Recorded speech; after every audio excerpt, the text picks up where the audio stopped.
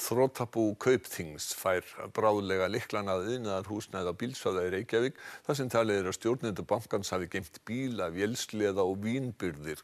Verðmæti sem þar kunna að finnast ganga líklegast upp í gjaldfallin lán þeirra. Nokkrir dómar hafa fallið á undanförnum vikum vegna svokallaðra starfsmannalána hjá Kaupþingi en þau voru veitt til hlutafjárkaupa í bankanum sjálfum. Stjórnin felldi svo úr gildi persónulegar ábyrgðir á þeim stuttu fyrir hrun. 6 yfirmenn hafa þegar verið dæmdir til að greiða þrotabúinu samanlagt meira en 4 milljarða króna. Búið vill fá eignir bæði hér og erlendis upp í skuldirnar. Fjölmargar eignir hafa reyndar verið kyrrsettar, þar á meðal nærri 300 fermetra geymsluhúsnæði á Bílshöfða.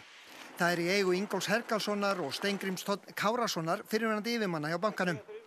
Sýslumaður hafnaði hins vegar kröfu búsins að komast inn til að sjá hvaða verðmæti þar væri hugsanlega að finna. Héraðsdómur sneri þessu hins vegar við í dag. Hér svarar ekki nokkur maður og ekki leið að vita hvort einhvað er hér ennþá inni að þeim verðmætum sem þrotabúið telur að hafi verið hérna.